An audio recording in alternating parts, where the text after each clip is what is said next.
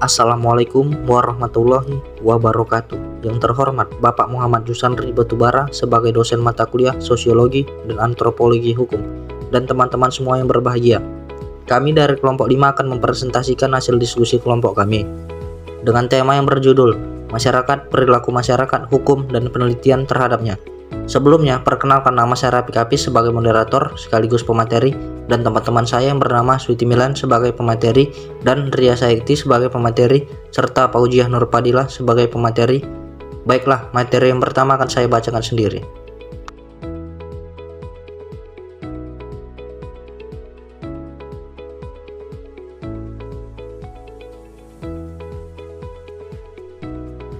Bagian pertama, masyarakat. Masyarakat adalah sekumpulan individu-individu atau orang yang hidup bersama. Masyarakat disebut dengan society, artinya adalah interaksi sosial, perubahan sosial, dan rasa kebersamaan. Berasal dari kata Latin socius yang berarti kawan. Di mana ada masyarakat, di situ ada hukum, merupakan adigium yang seringkali diungkapkan oleh para ahli hukum. Maksud dari ungkapan tersebut adalah karena dalam kehidupannya manusia senantiasa selalu mempunyai hasrat untuk hidup bersama. Aristoteles pernah mengatakan bahwa manusia itu adalah John Politikon, yang artinya bahwa manusia itu sebagai makhluk yang selalu ingin bergaul dan berkumpul dengan sesama manusia lainnya. Oleh karena sifatnya itu, manusia disebut sebagai makhluk sosial. Berbeda dengan Aristoteles, seorang ahli filsafat Inggris bernama Thomas Hobbes berusaha melahirkan sebuah tesis bahwa manusia terlahir dengan sifat yang biadab, yaitu hidup liar bagaikan serigala. Kehidupan liar ini terlihat di dalam gambaran Hobbes bahwa siapa yang kuat maka dialah yang menang, dengan adigium homo homini lupus, yang artinya manusia yang satu adalah serigala bagi manusia yang lain. Menyambung dari pendapat kedua filsuf di atas, dapat disimpulkan bahwa setiap manusia mempunyai watak, sifat, dan kehendak yang berbeda-beda. Kalau kepentingan tersebut selaras, maka keperluan masing-masing akan mudah tercapai.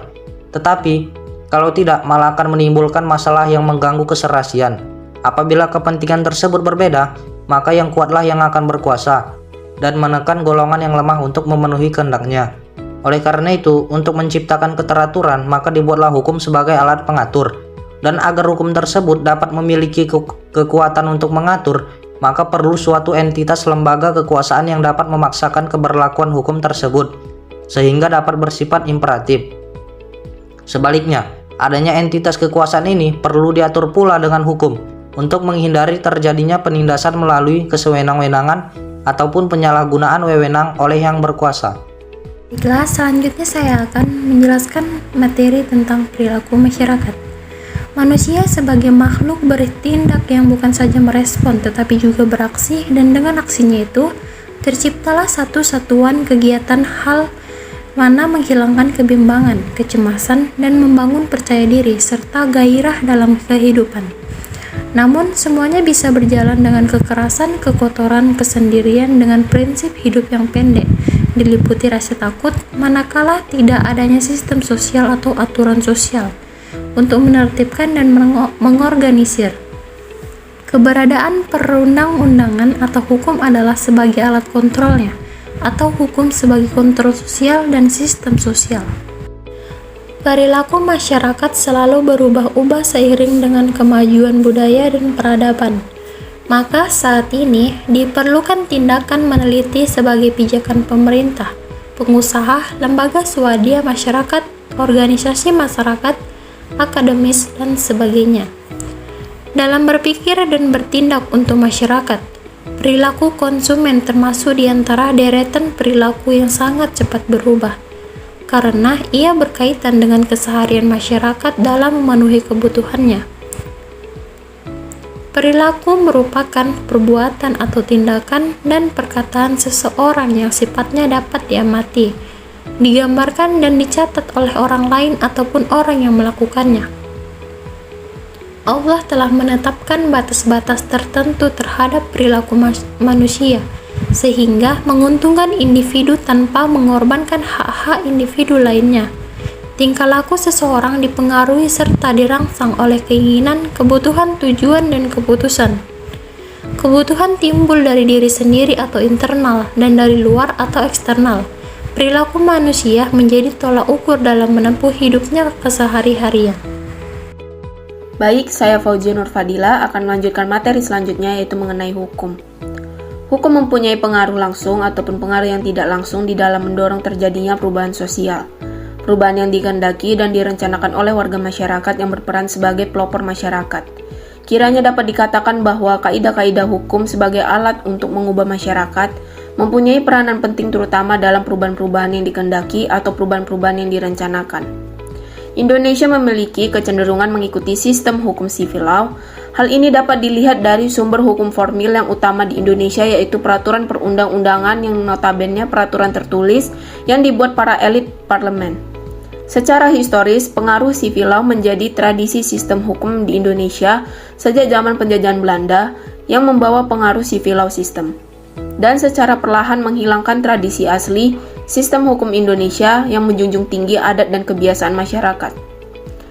Hukum lahir dari kehendak manusia untuk menciptakan kondisi sosial yang aman, damai, dan tertib, agar tujuannya mudah dicapai. Begitu sebaliknya, hukum yang merupakan cerminan kehendak manusia tersebut mempunyai peranan penting dalam melindungi manusia dari segala kemungkinan buruk yang timbul akibat interaksi yang terjadi. Artinya, hukum berfungsi sebagai sarana untuk mewujudkan keamanan dan ketertiban, dan juga sebagai alat rekayasa sosial, di mana hukum dapat mendorong terjadinya suatu keadaan yang dikehendaki. Penelitian hukum yang telah dilakukan oleh para sarjana ilmu-ilmu sosial tidaklah sedikit. Pola-pola penelitian hukum tersebut yang antara lain dikembangkan oleh para sosiolog dan antropolog mencakup 3 pokok masalah sebagaimana dikatakan oleh Carl Llewellyn serta E. Adamson Hobble.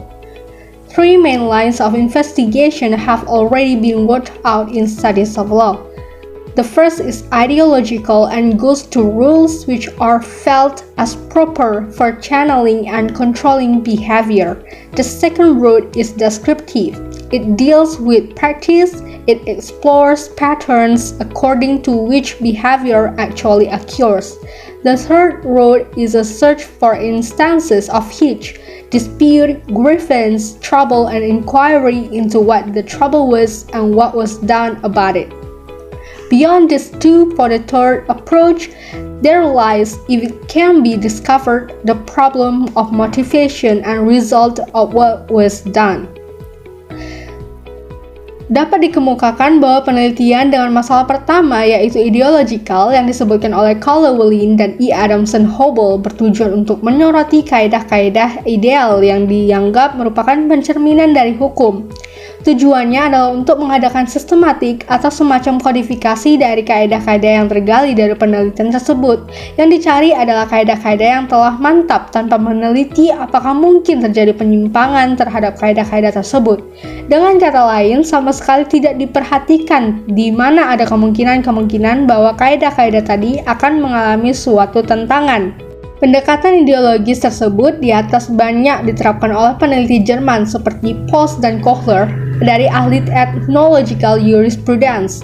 Van Vollenhoven sedikit banyak telah mempergunakan pendekatan ideologis terhadap hukum adat Indonesia. Satu kekurangannya adalah bahwa dalam penelitian-penelitian tersebut tidak diperhatikan kasus-kasus tentang adanya penyimpangan maupun untuk menguji sampai sejauh mana suatu kaidah hukum berlaku dalam kehidupan sehari-hari. Walaupun kasus-kasus hukum adat telah dihimpun dalam Adat Rek Bundels, dan banyak sarjana-sarjana Belanda yang mengadakan penelitian khusus terhadap kasus-kasus yang ada, namun hasilnya hanyalah merupakan suatu ulasan tentang penerapan daripada kaidah-kaidah hukum adat tertentu, atau untuk menguji hukum material yang berlaku terhadap acaranya. Pendekatan deskriptif antara lain dilakukan oleh R.S. Rattray terhadap hukum Ashanti, penelitian terhadap hukum Ifugao oleh R.F. Barton. Contoh yang baik dari pendekatan deskriptif adalah Ifugao Law dari Barton, dan dari Rattray hasil karyanya yang berjudul Ashanti Law and Constitution. Masing-masing hasil karya tersebut merupakan monografi tentang masyarakat-masyarakat yang bersangkutan, di mana masing-masing pengarang telah mengadakan hubungan yang lama dan erat dengan warga-warga dari masyarakat-masyarakat tersebut.